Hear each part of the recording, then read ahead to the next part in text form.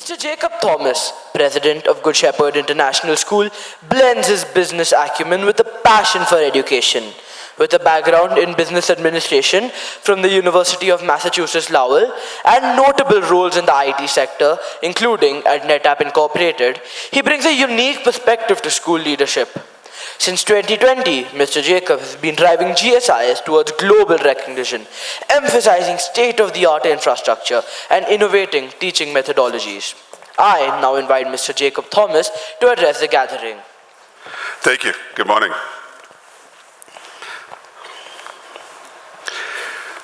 So first off, on behalf of the entire GSIS community, a very warm welcome to all of you to our campus and to LUSSI. As you just learned from Ravi, he is the brainchild behind LUSSI, and I got to know him at the conference you mentioned last year in Jaipur. Very interesting, very enlightening. It was my first real exposure to an educational symposium, so it was a very good learning experience for me when I was there. What I learned about Ravi when I met him, and that was the first time I met him, he is a person of very strong convictions with a boundless passion for education in this country. Ravi, I salute you for your unrelenting effort to put this conference together. Thank you for doing that.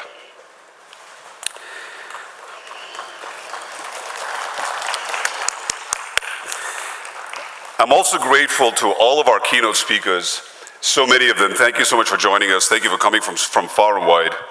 And for your presence here today. I look forward to learning from you and learning from your inspirational words, your experience, your knowledge, as everyone else here is.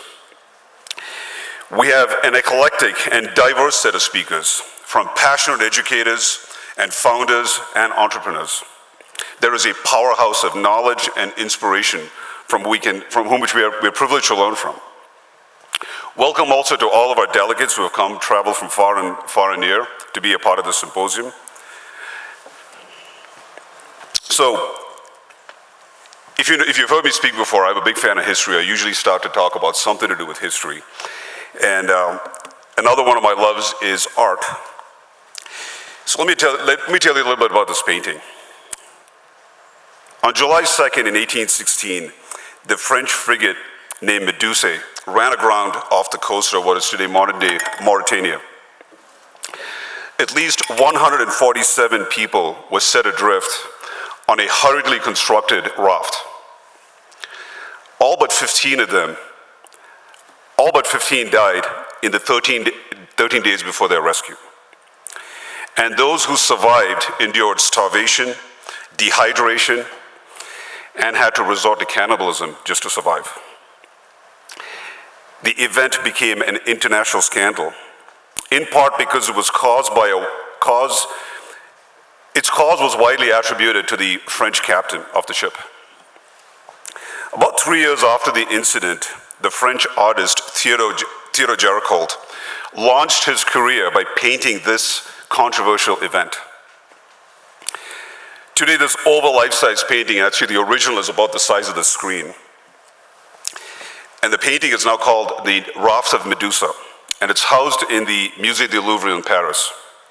I've been fortunate to travel there twice to see it, and a copy of it hangs in my office. That's how much I fell in love with this painting. Now, what I find intriguing about this painting is how the artist has depicted the emotion of every sailor on that raft, starting with despair on the left to hope on the right. And if you look carefully in the distance on the horizon, you can see a speck that is the ship that rescued these sailors. Now, I learned about this painting when I was a student in university, when I took an elective, which was an art course.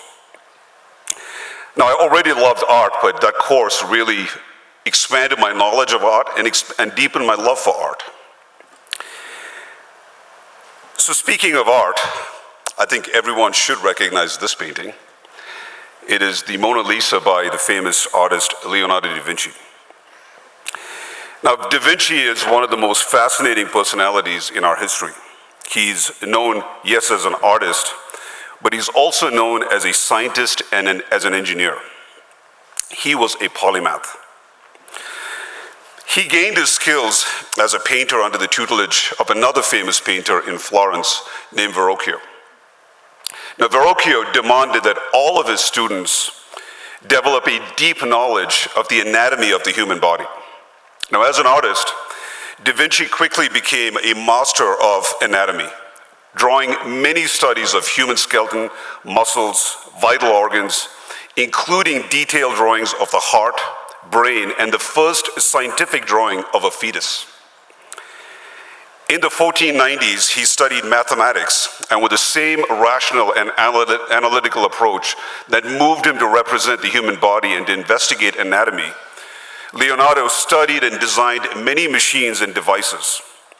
He drew their anatomy with unparalleled mastery, producing the first form of the modern technical drawing, and famously the first rendering of what has become the modern helicopter. I believe what Leonardo imbibed through his approaches to learning and the incredible breadth of knowledge he accumulated is a prime example of what a liberal arts education is all about. Almost a century ago today, the famous economist John Maynard Keynes wrote an essay entitled "Economic Possibilities for Our Grandchildren," in which he predicted that in 100 years into the future, his wealthy descendants would need to work for only 15 hours a week. Clearly, that hasn't quite come to pass. But working time has fallen greatly. In developed countries, average weekly working hours have dropped from 60 hours in the late 19th century to fewer than 40 today. The typical American spends a third of their waking hours on leisure activities and sports. In the future, they may wish to spend their time on other things that today we can't conceive. In India, five times fewer workers were needed to operate a factory in 2007 than in 1980. These rapid increases in productivity, and in today's case, fueled by the convergence of AI, robotics, and automation, will consequently infiltrate the existing labor market and the skill sets heavily relied on by that industry. During the pandemic, when factories had to operate with fewer workers due to social distancing, most businesses turned to technology to improve their productivity. Many managed to achieve 70% of their pre-pandemic targets with only 30% of their workforce. We should anticipate this phenomenon to have even deeper impacts in the coming future, as AI replaces repetitive work, thus making those skills obsolete among human workers. Humans are not designed for the monotony of work. In his most recently published paper, "Most Work is New Work," MIT economist David Autor estimates that about 6 out of 10 jobs people are doing today did not exist in 1940, and that most contemporary jobs require expertise that didn't exist back then and weren't relevant at the time. He concluded that it's not just technology that creates new work, it's new demand. Now, we create tools to improve our productivity, efficiency, accuracy, and use data to analyze, model, and predict possible outcomes. Much of humanity's progress can be attributed to two pursuits: achieving faster results and reducing travel time. Modern-day examples of that are e-commerce and airline travel. Among other things, both have resulted in the expansion of trade through globalization. Now, the first industrial revolution was the culmination of centuries of iterative gains and innovation through problem solving. The emerging impacts of AI are being heralded as the beginning of the second industrial revolution that would lead to a decline in the demand for physical labor. So if John Maynard Keynes' predictions were to come true, what will we do with all that time that we gain? In a world characterized by constant change, the broad-based, multidisciplinary approach of a liberal arts education serves as a bedrock for adaptability, which I believe to be among the most important skills in today's dynamic world. Fareed Zakaria, the very famous CNN newscaster, in his insightful TED Talk, highlighted that a liberal arts education emphasizes how the education system equips individuals with a sense of judgment and ethics, preparing them for the complexity and diversity of the global landscape. It's about learning how to learn, fostering a nimble mind capable of navigating uncharted territories. I believe a liberal arts education can enable us to think and feel, to look beyond the obvious and to put why at the core of our purpose. Imagination, creativity, and free will are central to what makes humans the superior species on this planet.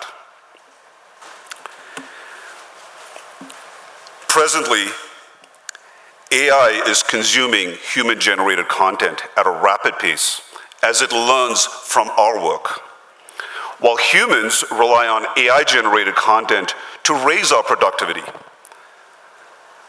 Subsequently, though, there will come an inflection point when AI peaks in its knowledge, even as its capabilities expand. Thus, I believe, leading to an increase in the demand for more human-generated content. I believe these technological advancements will lead to immense opportunities for education and nurture the skills and knowledge for humanity to thrive in creativity, research, and innovation. And as the number of AI-based applications and digital assistants enter our lives and reframe how we live, work, and learn, I think it will become necessary for us to manage and interact with these various autonomous systems, not just coexisting with them, but learning to direct their capabilities. So what role can liberal arts education play in shaping the essential skills required to thrive in this hybrid world of technology and nature? In today's fast-paced, technology-driven society, we stand at the crossroads of an evolutionary leap where artificial intelligence and digital advancements are not just augmenting our capabilities and abilities, but also reshaping our very understanding of what it means to be human. Amidst this whirlwind of change, the value of a liberal arts education emerges not as a relic of the past, but I think as a beacon for the future. Looking forward, the integration of liberal arts with technological advancements opens up new career pathways, from digital humanities to ethical AI development. The focus on sustainability, global perspectives, and social impact ensures that liberal arts education remains at the forefront of shaping a better world. Now, one of our greatest challenges lies in addressing common misconceptions about our liberal arts education, particularly its relevance in the modern job market. We can highlight how liberal arts graduates excel in various fields, from technology to business, showcasing their adaptability and critical thinking skills. Strategies to promote this educational path includes leveraging success stories, engaging with employers to showcase the value of liberal arts skills, and advocating for curricula that integrate experiential learning and entrepreneurship. Now, many successful entrepreneurs come from liberal arts backgrounds or have unorthodox educational journeys, demonstrating that a diverse range of knowledge and skills can contribute to significant achievements in business and innovation. I've been a big fan of Kiran Majumdar-Shah for more than 3 decades. She is the founder and chairperson of Biocon. She initially trained as a brewmaster in Australia. Her entry into the biopharmaceutical sector was unconventional. Her background in brewing led her to pioneering work in biotechnology, turning Biocon into a global pharma powerhouse. I'm sure everyone here has heard of LinkedIn or use it. Well, Reid Hoffman is the co-founder of LinkedIn. He earned his bachelor's degree in symbolic systems and a master's degree in philosophy from Stanford. His liberal arts education contributed to his deep understanding of human networks and social systems, which became the foundation for LinkedIn. I'm sure most of you have heard of Alibaba, which is the Amazon of China, founded by Jack Ma, who actually spent the early part of his life as a teacher, having graduated from the Hangzhou Teachers Institute with a bachelor's degree in English. His journey is a testament to the power of perseverance, vision, and leveraging his problem-solving skills and communication skills to build one of the largest e-commerce platforms in the world. Shraddha Sharma, founder and chief editor of Your Story, studied history at St. Stephen's College and later pursued an MBA. Her transition from academic training and liberal arts to launching a digital media platform for entrepreneurs shows her unique application of storytelling to the startup ecosystem.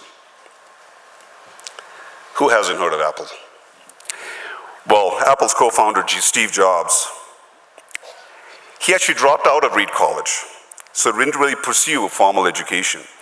But he dabbled in so many things, and one of the things he spent a lot of time on was calligraphy.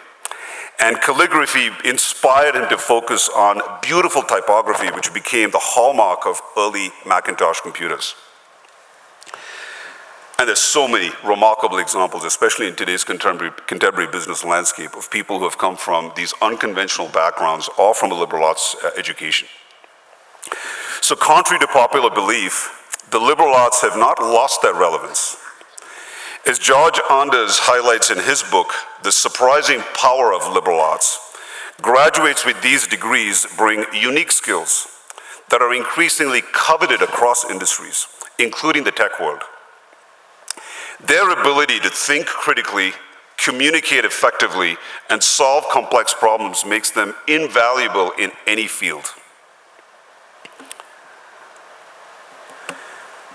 Throughout history, humanity has spent time, effort, and resources to improve the quality of our lives and feed our insatiable desires.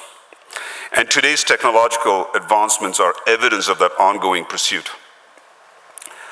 However, every advancement has resulted in unintended consequences that require further innovation to resolve these newfound issues.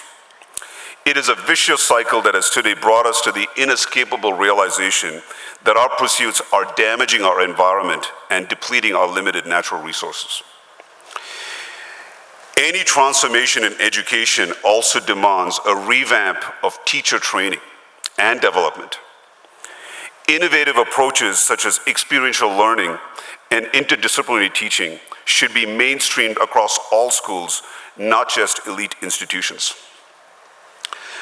I find India's new national education policy that was announced in 2020 to be remarkable in the progressive changes that it proposes. A shift towards a more holistic and multidisciplinary approach with an emphasis on critical thinking, creativity, and flexibility. As we venture into this new era, let us champion the liberal arts, not just as a field of study, but as a vital framework for understanding our world and our place within it. Let us ensure that this education is accessible to all, recognizing its power not just to transform individual lives, but to elevate society as a whole. Thank you all once again for joining us here at LUSSI, and welcome to GSIS. And by the way, this eye-catching collage, which you'll see in our front lobby of all the speakers, was created by Ravi's daughter, Paranya Satlani. Thank you. Thank you, Mr. Jacob Thomas, for showing your insights on the significance of a liberal arts education. Please accept a gift bag with a memento and a thank you note as a token of appreciation. I request Mr. Ravi Santlani to present the gift bag to Mr. Jacob Thomas.